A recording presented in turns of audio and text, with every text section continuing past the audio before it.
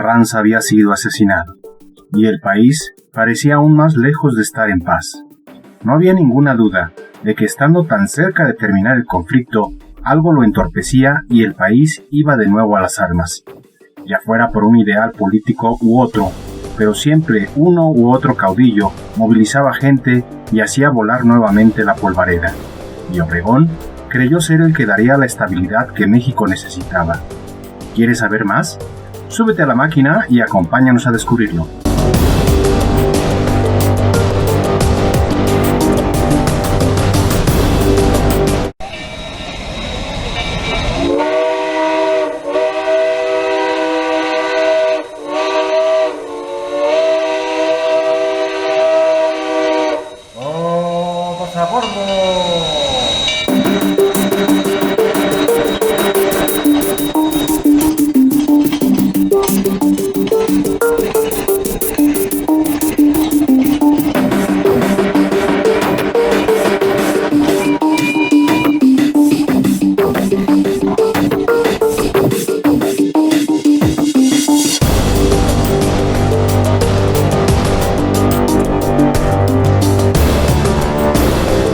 Tema: la Revolución Mexicana, del obregonismo al inicio del maximato.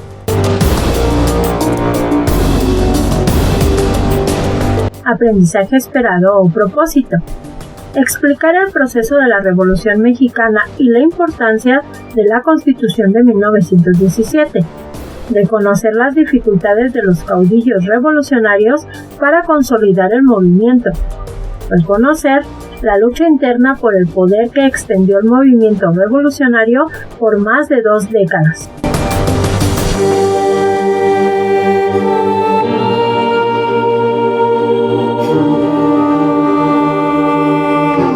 Tras el asesinato de Carranza, las miradas voltearon de inmediato a Obregón. Y a pesar de que no se puede negar su cercanía con el hecho, nunca se pudo demostrar que estuviese implicado, puesto que él se encontraba lejos de Puebla para cuando ocurrió el magnicidio.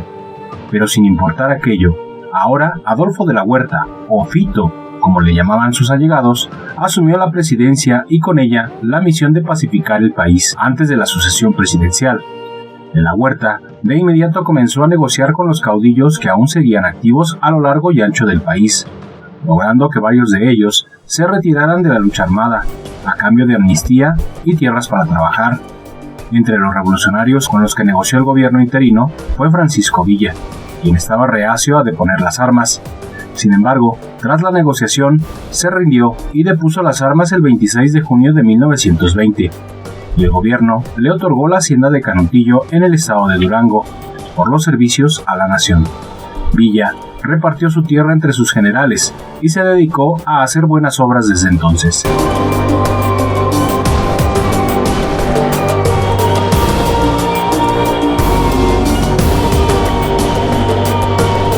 Obregón no creía en la rendición de Villa. Sin embargo, sabía perfectamente que no podía tocarlo, a menos que quisiera una rebelión armada en su contra, pues a pesar de que gozaba de gran popularidad, aún era asediado a donde quiera que iba, escuchándose los gritos de ¡asesino!, entre los vivas que recibía. Las sombras del asesinato de Carranza aún lo perseguían. No obstante, el gobierno de Adolfo de la Huerta había logrado su cometido. Para noviembre de 1920, prácticamente el 93% del país estaba pacificado, siendo pocas las revueltas que aún andaban por ahí, por lo que los allegados a de la Huerta le pidieron se reeligiera como presidente. Este no aceptó y Obregón fue electo por los comicios de septiembre de 1920 para asumir la presidencia de la República el 1 de diciembre de ese mismo año. La anhelada silla presidencial por fin le pertenecía a Álvaro Obregón, y al parecer le había agradado mucho.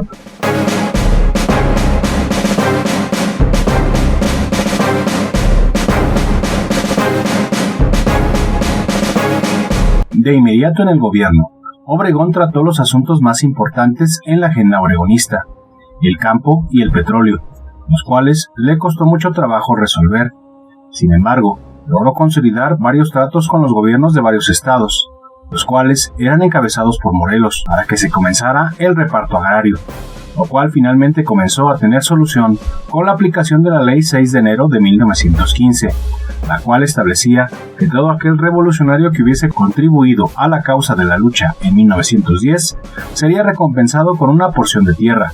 En cuanto al petróleo, si bien el artículo 27 de la Constitución de 1917 establecía que el petróleo dentro del territorio mexicano le pertenecía a México, la presión impuesta por las petroleras fue tal que no se lograba cabalmente el control de este rubro. Sin embargo, durante la gestión de Obregón, el mayor triunfo fue en lo concerniente a la educación, puesto que el 3 de octubre de 1921 fue creada la Secretaría de Educación Pública, que fue dirigida por el célebre docente y filósofo oaxaqueño José Vasconcelos, y que comenzó a llevar la educación a los lugares más recónditos del país, así como el impulso de las bellas artes. Un ejemplo de ello fue el comienzo de la época dorada del muralismo mexicano, encabezado por Diego Rivera, José Clemente Orozco y David Alfaro Siqueiros.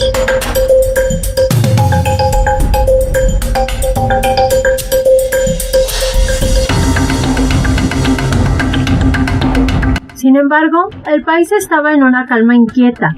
Cualquier pequeña chispa podía encender de nuevo la llama revolucionaria. Las tensiones laboristas incitadas por la Confederación Regional Obrera de México, así como las tensiones en el sur por parte de los indígenas, hacían que el gobierno de Obregón tuviera problemas. Y si a eso le sumamos la presión de Estados Unidos, que se negaba a reconocer el gobierno de Obregón a menos que atendiera las demandas de los empresarios norteamericanos en México, un levantamiento estaba a la vista. La cuestión era saber quién. Entre el 12 y 18 de junio de 1922, el reportero del periódico El Universal, Regino Hernández Yergo, estuvo con Francisco Villa en su hacienda de Canutillo, haciendo una entrevista para el periódico, quien entre otras cosas deseaba saber las intenciones políticas de Villa, quien aún no las tenía claras, pero había prometido no inmiscuirse en la política durante el gobierno de Obregón. Pero cuando se le preguntó que si entonces Villa era un político o un soldado retirado sin partido y sin seguidores, Villa con su característico carácter respondió. Inicia cita. Tengo mucho pueblo, señor. Mi raza me quiere mucho. Yo tengo amigos en todas las capas sociales. Ricos, pobres, cultos, ignorantes. Señor. Sí, yo creo que nadie tiene ahora el partido que tiene Francisco Villa. Por eso me temen los políticos. Me tienen miedo. Porque saben que el día que yo me lance a la lucha, señor, los aplastaría. Yo, señores, soy un soldado de verdad. Yo puedo movilizar 40,000 hombres en 40 minutos. Termina así. A consecuencia de esto, los enemigos de Villa temieron que de verdad se estuviese preparando para levantarse, por lo que el 20 de julio de 1923, un grupo subversivo a Villa encabezado por el general Jesús Salas Barraza le tiende una emboscada en Hidalgo del Parral, Chihuahua. Con fusiles dispararon al coche conducido por Villa, quien recibió 13 impactos de bala, 12 de los cuales impactaron en su cuerpo y uno en la cabeza, arrebatándole la vida al Centauro del Norte, quien en sus últimos momentos, según uno de los escoltas de Villa que sobrevivió al atentado, pensaba en comprar unos tractores para regalarlos a su gente.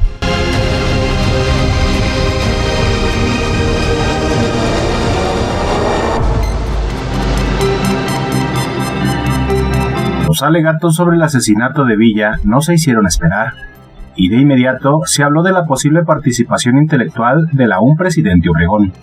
No obstante, nuevamente no se pudo vincular ninguna relación del presidente con el hecho. Sin embargo, aún hoy en día la culpabilidad de Obregón en ello no está en ninguna tela de duda.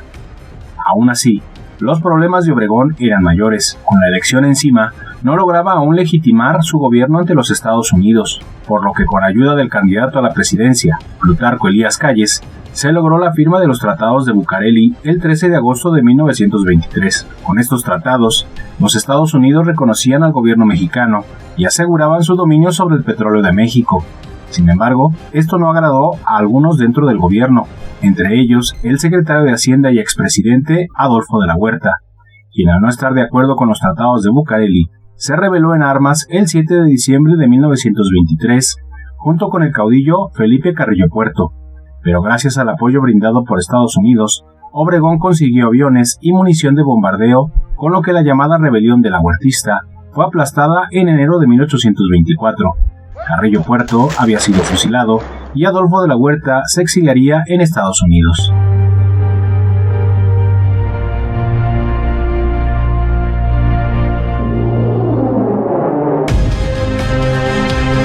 Tras la fallida rebelión de la Huertista, las elecciones presidenciales se llevaron a cabo, resultando vencedor Plutarco Elías Calles, quien, al asumir la presidencia en primera instancia, decidió poner fin al caudillismo. Con la reorganización del ejército, ya no se podía acceder a ningún grado militar más que por estudios militares, y se despidió y se dio de baja a todo militar que fuese revoltoso o que no fuese regular, es decir, de carrera. Esto permitió que por parte de los militares no volviera a haber rebeliones armadas. Sumado a esto, Calles, quien era ateo, no vio con buenos ojos que los católicos fundaran el Partido Nacional Republicano, lo cual estaba en contraposición con el artículo 130 de la Constitución, por lo que el arzobispo José María del Río intentó manifestarse contra el gobierno, por lo que fue arrestado, provocando la ruptura de la Iglesia y el Estado.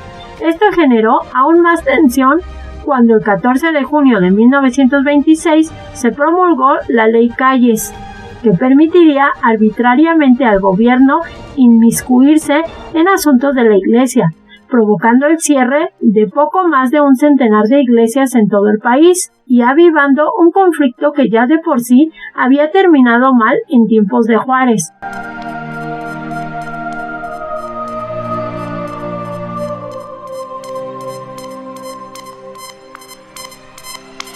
A raíz de la promulgación de la Ley Calles, así como la limitación de la práctica del culto religioso, el cierre de templos, así como conventos y establecimientos administrados por la Iglesia, hicieron a los sacerdotes decirle a los feligreses que era la hora de tomar las armas, iniciando el conflicto conocido como la Guerra Cristera o Cristiada, en la que muchos católicos combatieron contra los federales. Pero si bien los federales no tenían piedad con los ahora llamados cristeros, estos también cometieron algunos crímenes de guerra atroces, sobre todo contra el magisterio. Cientos de maestros y maestras en el país fueron linchados, mutilados de sus manos, castrados y colgados por los cristeros afuera de las escuelas, todo porque la educación ahora era laica. Los cristeros siguieron peleando desde 1926 y aunque se fue apagando poco a poco, pues el Vaticano abandonó literalmente al pueblo católico mexicano que no pudo costear los gastos de una guerra. Sin embargo, perduró varios años más, aunque ya no en forma de guerra, sino en forma de golpes y atentados aislados.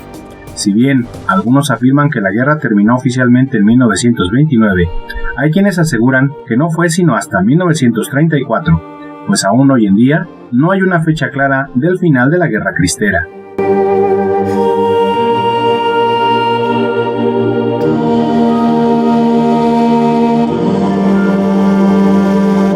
Para el año de 1928, Obregón gozaba de una popularidad inmensa, dado los intentos de Calles de desarticular al ejército y al agrarismo, por lo que Obregón convence a Calles de que la mejor manera de arreglar su imagen era reeligiéndose, por lo que se logra convencer al Congreso de que cambie la Constitución y Obregón se pueda reelegir, contendiendo en las elecciones de 1928. Sin embargo, pese a la popularidad de Obregón, este era odiado por los cristeros, quienes en 2 ocasiones intentaron atentar contra su vida. La primera en un tren procedente de Los Ángeles, California, hacia Tucson, Arizona, en suelo norteamericano, y la segunda en el bosque de Chapultepec, con una granada que no logró su objetivo de destruir el coche en el que iba a bordo Obregón, lo que volvió un tanto arrogante de su propia seguridad.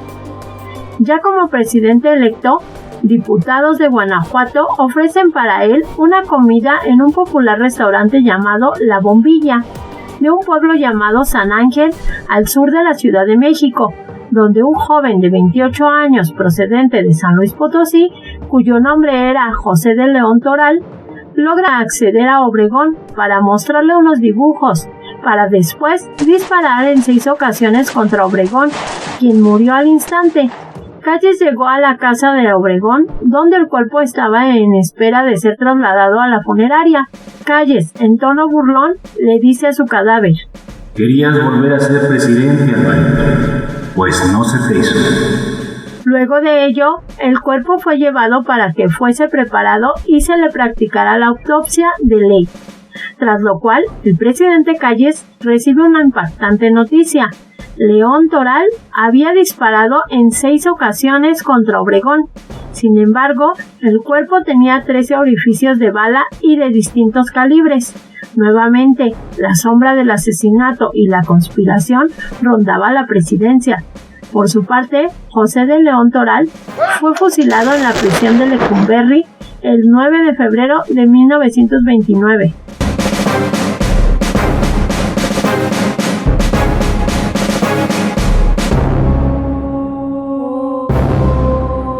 A la muerte de Obregón, Calles ahora tenía el camino libre para dirigir el país a su antojo, y de inmediato designa a Emilio Portes Gil como presidente interino, preparando el camino para que Calles se convirtiera en el jefe máximo de la revolución. Pero eso lo veremos en el próximo video.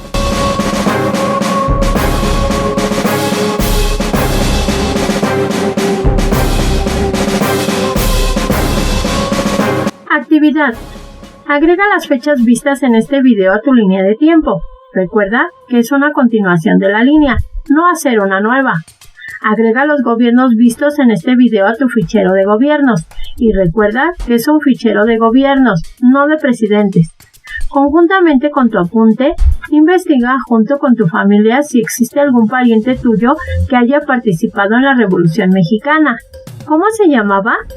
¿Con quién y contra quién luchó? ¿Qué puedes contarnos sobre su vida y por qué se unió a la revolución? Si no tienes familiares revolucionarios en tu familia, escribe un breve ensayo en el que describas cómo crees que habría sido vivir la Revolución Mexicana. Recuerda que tu apunte no debe ser una transcripción del audio del video y que debes ilustrar todos tus trabajos.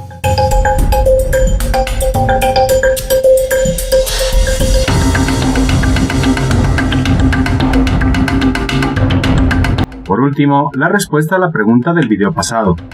La pregunta del video pasado fue: ¿quién dijo la frase «Por mi raza hablará el espíritu»?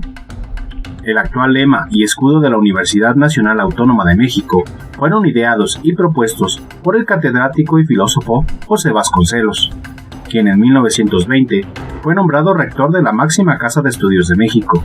El lema refiere a la esperanza de los mexicanos a dejar las armas de la revolución que en ese momento aquejaba al país, para ser reemplazadas por la espiritualidad del conocimiento y el estudio, un objetivo que sin duda, al menos el propio Vasconcelos, sí logró obtener.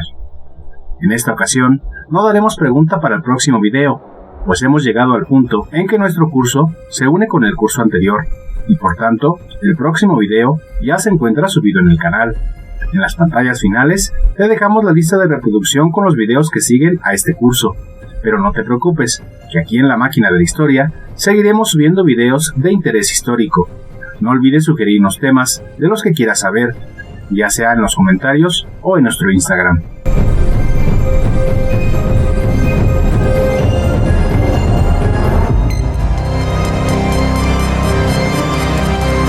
Esperamos que este video te haya gustado, y si es así, dale pulgar arriba. Con eso nos ayudas a que nuestro contenido llegue a más personas y nos apoyas para seguir creando contenido. También te invitamos a suscribirte, compartir en tus redes, así como seguirnos en las nuestras. Los enlaces se encuentran en la descripción del video. Dale a la campanita para recibir notificaciones de cuando subimos nuevos videos. Tenemos videos nuevos todas las semanas. Cada vez somos más a bordo de la máquina de la historia, así que no olvides acompañarnos. Por último, te decimos lo siguiente. Nos vemos en el camino de la máquina de la historia. Hasta luego.